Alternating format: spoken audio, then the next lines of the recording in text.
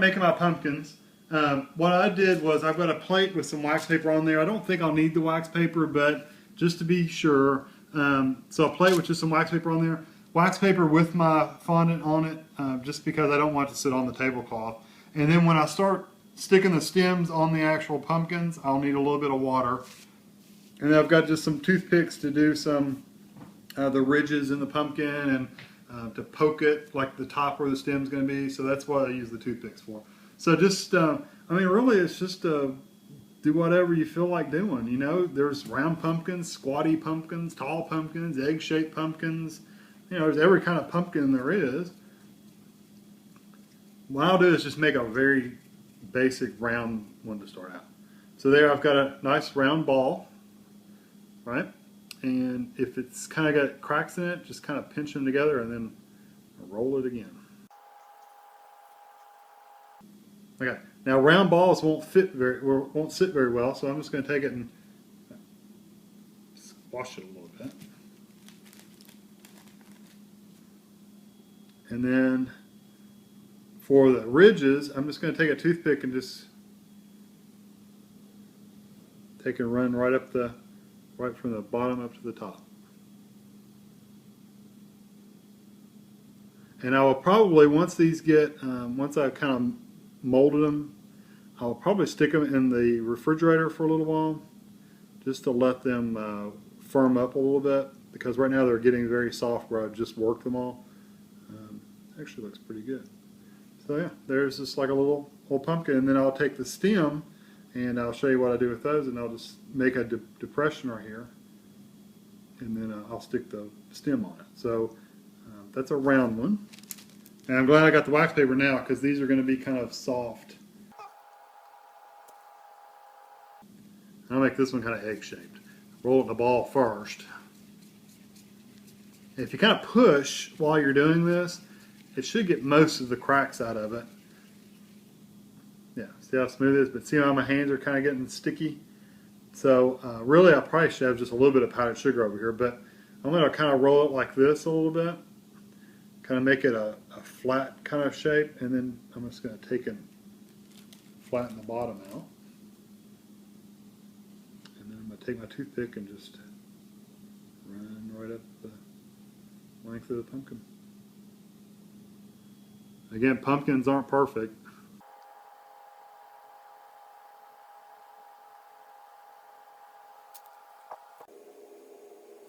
There's kind of me and Tammy's both been creating pumpkins.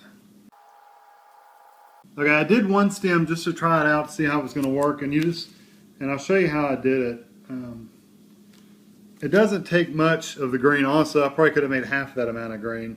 But what we did with the orange, what we had about half of that left over, I dusted it with a little bit of powdered sugar so it wouldn't stick, and then I put it in a Ziploc bag, squeeze the air out of it, and stick it in the refrigerator. We might cover cookies with it. We might do cupcakes. You know, we might cover whatever we feel like covering. But take this and kind of get the seam out of it as well as you can, and you're going to make just a snake. You know, like you made snakes in kindergarten. Just make a snake. And then once you get a snake that kind of looks big enough for the pumpkin, like this, I think this end actually looks better for most of these pumpkins. So I'm just going to take my finger and kind of pinch it off, flatten the bottom. And if you want to curl in it, all I did was took a toothpick and just kind of wrapped it around the toothpick. And then get as flat as you can, and just take your finger and touch the water and touch the end of the stem and touch your end of your pumpkin and just stick it right on. And if you need to finesse it a little bit once it gets there, that's it. Alright, these are our finished pumpkins, and I think they turned out really well. I wish the orange was a little oranger, but I'm happy with it. It looks kind of cartoony looking. But what I'm going to do now is, since they've gotten softened up a little bit from being out and being handled and stuff, I'm just going to stick them in the refrigerator just like they are, just for, I don't know, even 20 minutes or so, just to firm them up a little bit to where they can hold their shape a little bit better. Okay, we're going to use these food writer, edible food markers, and they're pins, and we're going to draw faces on these jack-o'-lanterns. The cat's trying to get your cord, just to let you know. And they come in different colors. You've got the blue one, brown, red, black, and green. So I think I'm going to use the black one. And we'll just see how it goes. I'm going to pick this one up, and I'm going to pick a fairly good sized area.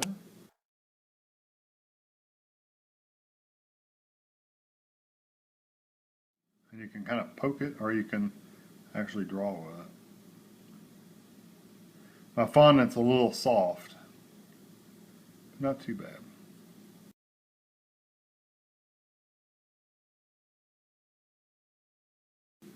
It's cute. So we'll just keep on doing these, do the rest of them. We've done a couple of these now, and they've turned out really nice, but you have to be, the fondant is so soft, and I don't know if it's the recipe or because we've let them sit out and stuff like that, but you can see that they look adorable. They're great. I love that one. I just not noticed that one.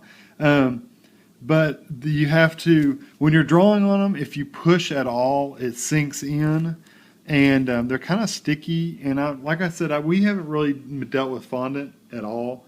I've never played around with fondant. The only fondant I've seen is on cakes, and I never liked it much. But I'm just gonna make a square one.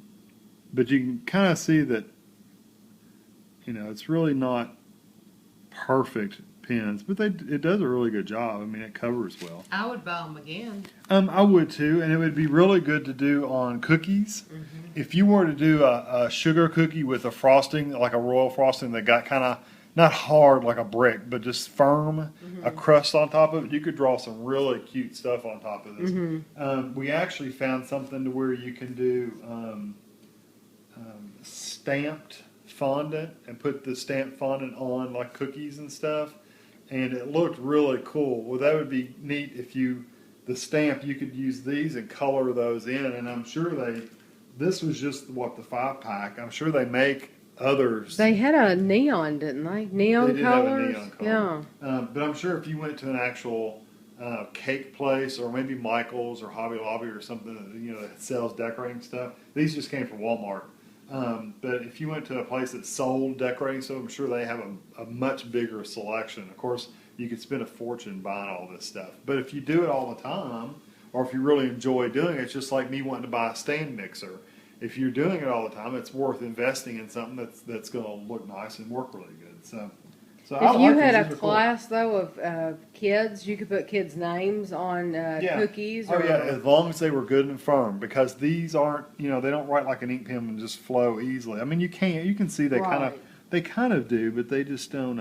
I mean, it's not just, you can see I kind of scrape some off as I'm doing it sometimes. So, but no, if you were to have kids and you wanted to make a good firm cookie, like a frosting, like I said, royal icing, not maybe royal icing because that gets too hard, but just something that'll get a good crust on it, I think that'd be fun.